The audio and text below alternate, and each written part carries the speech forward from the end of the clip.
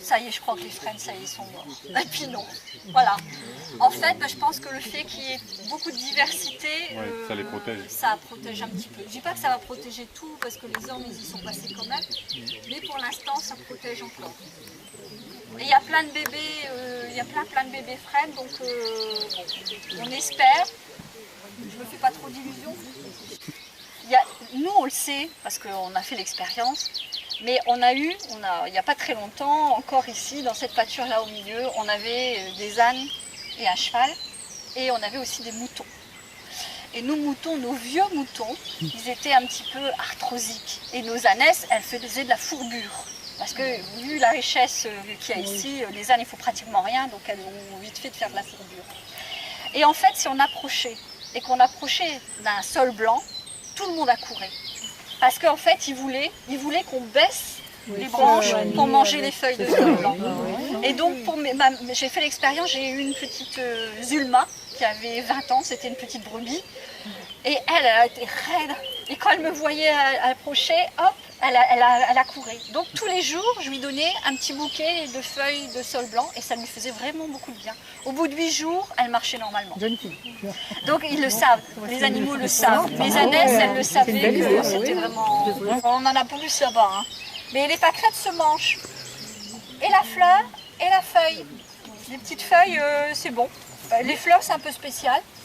Parce que c'est un peu spécial en bouche quand même. Mais les feuilles se mangent. Donc ça fait partie des salades d'hiver. Parce que les feuilles viennent très très vite en hiver.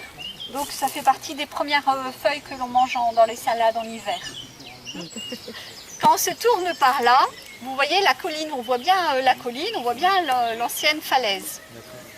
Là-bas tout au bout, il y a du noir, c'est c'est le bois de Merkegem, sur le Galsberg, et il y a un château d'eau. Voilà. Et derrière cette petite colline, il y a la chapelle Sainte-Mildred. Mon petit jardin où j'introduis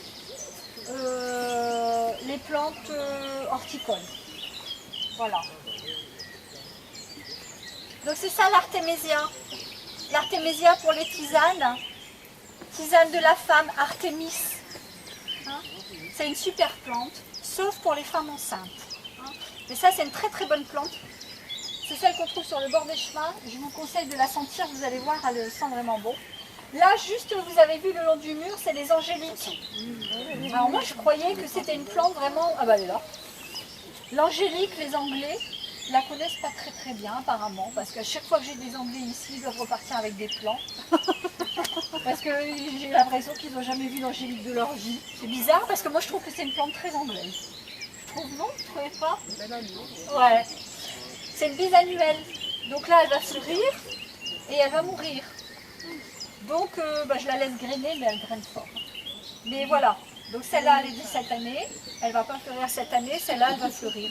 Donc c'est une plante intéressante quand même. Au niveau graphisme, elle est chouette. Ici, c'est... Ah oui, ça c'est quoi? L'aquilée. C'est l'herbe beaucoup pure. Oui, il fait une grande connaissance des plantes sauvages, c'est les plantes. Moi j'ai été chercher.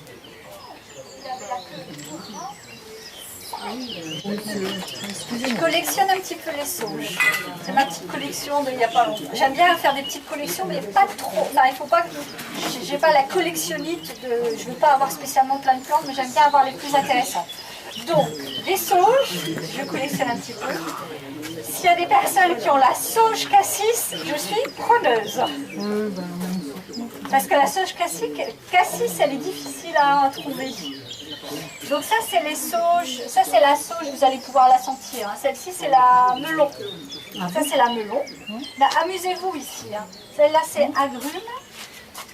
Là-bas, vous avez la nana qui est plus connue. Ouais, comme les géraniums pour les odeurs. Les menthes. Ça, c'est la menthe fraise. Ça, c'est la menthe fraise ici. Ça met sur les desserts. Ouais. Et puis, franchement, la menthe, quelquefois, quand il fait chaud, un peu gris, un peu humide, ici, ça sent la fraise et l'ananas.